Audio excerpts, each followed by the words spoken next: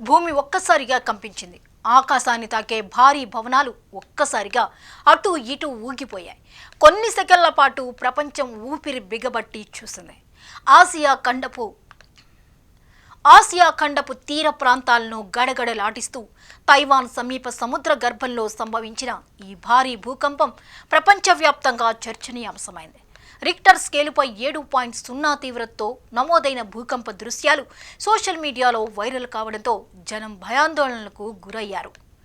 ఈ భూకంప కేంద్రం తైవాన్ తీరానికి సమీపంలోని సముద్రంలో లోతైన ప్రాంతంలో ఉంది. దాని ప్రభావం తైవాన్ రాజధాని తైపే సహా పలు ప్రధాన నగరాల్లో స్పష్టంగా కనిపించింది.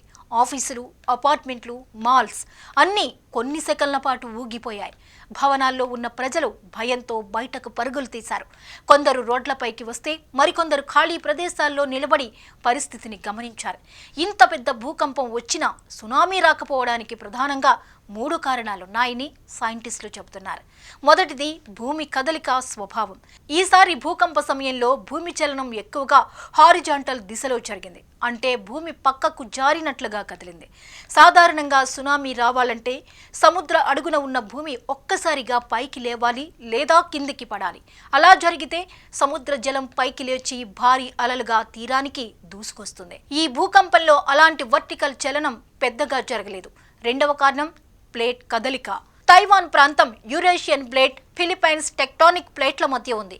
ఈసారి జరిగిన కదలిక ప్లేట్లు ఒకదానిపై ఒకటి జారినట్టుగా జరిగింది. దీన్ని ప్లేట్ స్లిప్ అంటారు. ఈ రకమైన కదలిక సునామీకి అవసరమైన భారీ శక్తిని విడుదల చేయలేదు. ఇక మూడోది భూకంప కేంద్రం తీరానికి కొంత దూరంలో ఉండడంతో విడుదలైన శక్తి సముద్రంలోనే ఎక్కువగా తగ్గిపోయింది. తీర ప్రాంతానికి చేరేలోపే ఆ ఎనర్జీ డిస్పేట్ అయింది. అందుకే సునామీ హెచ్చరికలు ఇచ్చినా పెద్ద ప్రమాదం తప్పింది. తైవాన్ భూకంపాలకు కొత్త కాదు. ఇది పసిఫిక్ రింగ్ ఆఫ్ ఫైర్ లో ఉంది. ఈ ప్రాంతం ప్రపంచంలోనే అత్యంత ప్రమాదకరమైన భూకంప మండలంగా గుర్తించబడింది. ఇక్కడ తరచూ భూకంపాలు సంభవిస్తుంటాయి. గతంలో కూడా తైవాన్ తీవ్ర భూకంపాలు ఎదుర్కొంది. అందుకే అక్కడి ప్రభుత్వం ముందుగానే జాగ్రత్తలు తీసుకుంది. ఈ దేశంలో భవనాలు భూకంప నిరోధక సాంకేతికతతో నిర్మిస్తారు. కఠినమైన బిల్డింగ్ కోడ్స్ అమలు చేస్తారు. భవనాలు ఊగినా కూలిపోకుండా ప్రత్యేక డిజైన్లు ఉపయోగిస్తారు. ఈసారి వైరల్ అయిన వీడియోల్లో స్కై స్క్రాపర్లు తీవ్రంగా ఊగినా కూలిపోకపోవడం అదే సిద్ధతకు ఉదాహరణ. ఇది కేవలం అదృష్టం కాదు, ఇది ముందస్తు ప్రణాళిక, శాస్త్రీయ ఆలోచన ఫలితం. భూకంపం తర్వాత ప్రపంచ దేశాలు వెంటనే స్పందించాయి. తైవాన్, ఫిలిప్పీన్స్, చైనా వంటి దేశాలు తమ తీర ప్రాంతాలకు తాత్కాలిక సునామీ హెచ్చరికలు జారీ చేశాయి. అంతర్జాతీయ మీడియా ఆసియా ఒక పెద్ద ప్రమాదాన్ని తప్పించుకుంది అంటూ కథనాలు ప్రచురించింది. సోషల్ మీడియాలో మాత్రం తైవాన్ నిలబడ్డ తీరుపై ప్రశంసలు వెల్లువెత్తాయి. భారత్ విషయానికి వస్తే ఈ భూకంపం వల్ల ప్రత్యక్ష ప్రమాదం ఏమీ లేదు. అయినా ఇది ఒక ముఖ్యమైన సందేశాన్ని ఇచ్చింది. ప్రకృతి ముందు ఏ దేశం ఎంత అభివృద్ధి చెందినా పూర్తిగా సురక్షితం కాదు. భూకంపం దేశం చూడదు, సరిహద్దులు చూడదు, రాజకీయాలు చూడదు. ఎక్కడైనా ఎప్పుడైనా సంభవించవచ్చు. ప్రస్తుతం శాస్త్రవేత్తలు ఆఫ్టర్ షాక్స్ పై దృష్టి పెట్టారు. ఇలాంటి భూకంపాలు తర్వాత కొన్ని రోజుల పాటు చిన్న చిన్న కంపనాలు వచ్చే అవకాశం ఉంటుంది. అందుకే ప్రజలు అప్రమత్తంగా ఉండాలని తైవాన్ ప్రభుత్వం హెచ్చరించింది.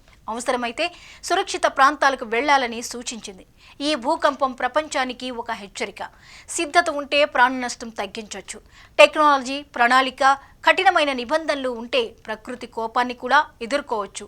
కూలని భవనాలు కేవలం కాంక్రీట్ నిర్మాణాలు కాదు, అవి ముందస్తు ఆలోచనకు, బాధ్యతాయుతమైన పాలనకు ప్రతీకలు.